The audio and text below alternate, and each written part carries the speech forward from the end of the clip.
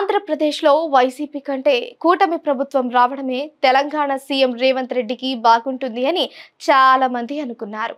ఎందుకంటే రేవంత్ రెడ్డి ఒకప్పుడు చంద్రబాబు శిష్యుడే కాబట్టి వాళ్ళిద్దరి మధ్య కమ్యూనికేషన్ బాగుంటుందనే అభిప్రాయం ప్రజల్లో ఉంది. కానీ రియాలిటీ వేరే ఉంది. ఏపీలో కూటమి ప్రభుత్వం రావడం తెలంగాణలో రేవంత్ రెడ్డి సర్కారుకు సమస్యగా మారుతోంది. అదే సమయంలో ఇది ప్రతిపక్ష బీఆర్ఎస్ కి ప్లస్ పాయింట్ అవుతోంది. ఎలాగో ఇప్పుడు చూద్దాం. నిన్న బీఆర్ఎస్ మాజీ మంత్రి హరీష్ రావు ఓ డైలాగ్ వేశారు. ఏపీలో పింఛన్ పెంచారు, తెలంగాణలో ఏది రేవంత్ అని ప్రశ్నించారు. ఆంధ్రప్రదేశ్లో చంద్రబాబు ముఖ్యమంత్రి కాగానే అన్ని రకాల పెన్షన్లను పెంచారని, అదేవిధంగా తెలంగాణలో కాంగ్రెస్ ప్రభుత్వం కూడా ఎన్నికల్లో ఇచ్చిన హామీ మేరకు పెన్షన్లను వెంటనే పెంచాలని డిమాండ్ చేశారు. కాంగ్రెస్ అధికారంలోకి వచ్చి 191 రోజులు అయినప్పటికీ ఆచరణలో విఫలమైందన్న ఆయన వృద్ధులు, వితంతువులకు 4,000 రూపాయలు, దివ్యాంగులకు 6,000 రూపాయలకు పెన్షన్ పెంచాలని కోరారు. ఒడిశాలో ముఖ్యమంత్రికి వరికి కనీస మద్దతు ధరను క్వింటాకి 3,100 రూపాయలకి పెంచుతూ నిర్ణయం తీసుకున్నారని, మరి తెలంగాణలో వరికి 500 రూపాయల బోనస్ ఏది అని ఆయన ప్రశ్నించారు. ఇలా పక్క రాష్ట్రాల్లో పథకాలకు మనీ పెంచుతుంటే అది రేవంత్ రెడ్డికి సవాలవుతోంది. అసలే తెలంగాణలో కాంగ్రెస్ ప్రభుత్వం ఇప్పటికే చాలా హామీలను నిలబెట్టలేకపోతోంది. ప్రజలు కూడా కొంత టైం ఇద్దామని ఆగుతున్నారు.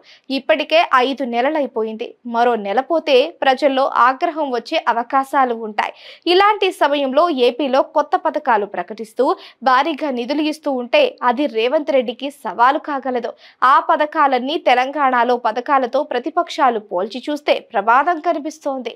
ఏపీ కంటే తెలంగాణ ప్రభుత్వానికే రెవెన్యూ ఎక్కువగా వస్తోంది. అందువల్ల ఏపీలో కంటే తెలంగాణలోనే ఎక్కువ పథకాలు, ఎక్కువ నిధుల పంపిణీ జరగాలి అనేది ప్రతిపక్షాల వాదన. కానీ రేవంత్ సర్కార్ ఖజానాలో డబ్బు లేదనే వాదననే మళ్ళీ వినిపిస్తోంది. కానీ కాలం గడిచే కొద్దీ ఇదే మాట చెప్పలేరు. ఇంకెంతకాలం ఇలా అని ప్రజలు ప్రశ్నిస్తే అది సర్కారుకు సమస్యే. వైసీపీ ప్రభుత్వం కంటే కూటమి ప్రభుత్వం డబుల్ హామీలు ఇచ్చింది. అందువల్ల ఏపీలో కూటమి ప్రభుత్వం అధికారంలోకి రావడం రేవంత్ సర్కారుకు 5 ఏళ్ల పాటు సవాలు కానుంది. తెలంగాణ ప్రభుత్వానికి మరొక సవాలు కూడా ఎదురు కానుంది. హైదరాబాద్ ని మించిన రీతిలో అమరావతిని అభివృద్ధి చేస్తానని ఏపీ సీఎం చంద్రబాబు అంటున్నారు. ఇప్పట్లో అలా జరగకపోయినా భారీగా పెట్టుబడులను ఆకర్షించే అవకాశాలు మాత్రం ఉన్నాయి. అందువల్ల తెలంగాణలో పెట్టుబడి పెడదామని వచ్చే పారిశ్రామికవేత్తలను ఏపీ ప్రభుత్వం ఆకర్షించే అవకాశాలు ఉండగలవు. అదే జరిగితే రేవంత్ సర్కారుకు ఇది తలనొప్పిగా మారగలదు. ఇది వరకు కియా కార్ల తయారీ పరిశ్రమను ఇలాగే చంద్రబాబు ఆకర్షించారు. ఈసారి పెట్టుబడులను ఆకర్షించి సంపద సృష్టించి పథకాలకు ఇస్తామంటున్నారు. కాబట్టి ఈ అంశంపై గట్టిగా ఫోకస్ పెట్టే అవకాశాలు ఎక్కువ. అందువల్ల వచ్చే 5 ఏళ్లు ఇది రేవంత్ సర్కారుకు మరొక తలనొప్పిగా మారే ప్రమాదం ఉంది.